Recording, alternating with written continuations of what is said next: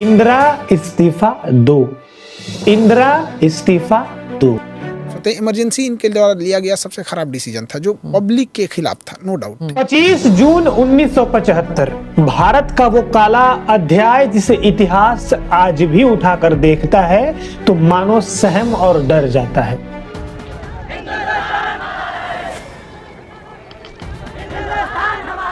An anti-government march in Delhi last month, one of the last protest meetings. एक रात एक फैसला और एक पूरे देश की आजादी को अचानक ब्रेक लगा दिया गया। उस रात किसी ने विरोध नहीं किया क्योंकि विरोध करने का अधिकार ही छीन लिया गया था। उस रात कोई अखबार नहीं छपा क्योंकि प्रेस की सांसें रोक दी गई थी। उस रात कोई नेता नहीं बोला क्योंकि बोलने की सजा सीधी जेल थी। और सबसे डरावनी बात, उस रात देश के करोड़ों लोग सोए ही नहीं थे, उन्हें सुला दिया गया था। भारत में ये कहानी स्टार्ट होती है 1971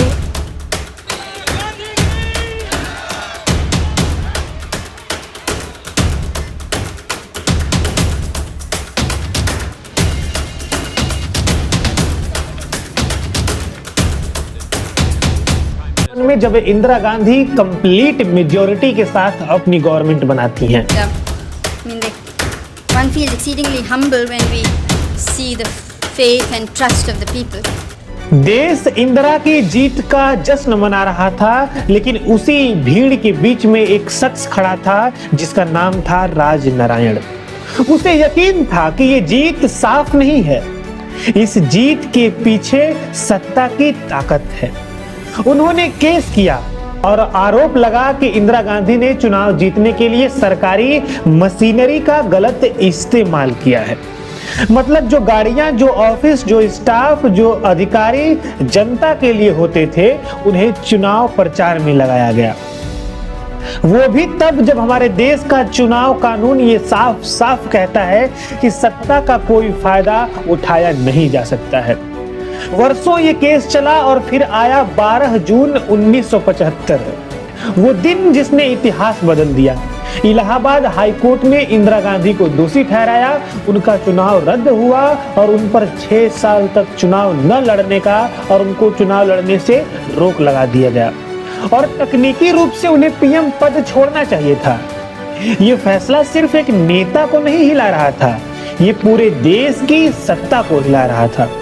इंदिरा गांधी की कुर्सी खतरे में थी, जेपी आंदोलन सड़कों पर था, विपक्ष एकजुट होकर आवाज उठा रहा था, इंदिरा इस्तीफा दो, इंदिरा इस्तीफा दो। दिखाई 25 जून 1975 को रातों रात सब कुछ बदल गया। 26 जून 1975 का दिन भारत के इतिहास का सबसे काला दिन कहा जाता है। इंदिरा गांधी समझ चुकी थी कि अब सत्ता फिसल रहा है और फिर उन्होंने वो कदम उठाया जो किसी लोकतांत्रिक देश में सबसे खतरनाक माना जाता है। 25 जून 1975 की रात राष्ट्रपति फखरुद्दीन अली अहमद ने इंदिरा गांधी के कहने पर इमरजेंसी की फाइल साइन कर दी।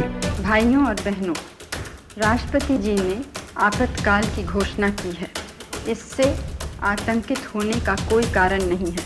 आप सभी गहरे और व्यापक षड्यंत्र से अवगत होंगे जो उस समय से रचा जा रहा है।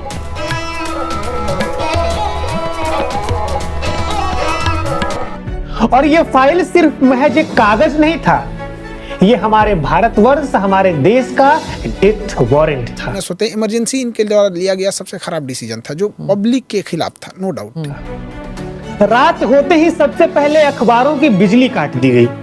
प्रेस को चुप कराने का सबसे आसान तरीका था ये। अगर रोशनी नहीं होगी तो सच्चाई कैसे लिखी जाएगी। रात के 2 बजे देश की सबसे बड़ी राजनीतिक गिरफ्तारी शुरू हुई।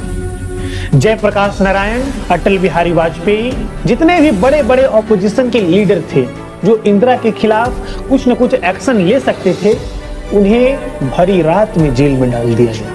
एक एक करके सभी को उठा लिया गया, जेलें भर दी गई, देश की लोकतांत्रिक आवाज बंद कर दी गई, फोन लाइनों को काट दिया गया, संदेश का कोई रास्ता नहीं, टेलीविजन और रेडियो पर सिर्फ सरकार की आवाज थी। Essentially will be lifted. Press censorship, I didn't censor the press because it's criticizing me. but it was lowering the morale and self-confidence of the Indian people. देश में सिर्फ एक ही सच था जो इंदिरा गांधी कहती थी। प्रेस पर सेंसरशिप लगा दी गई।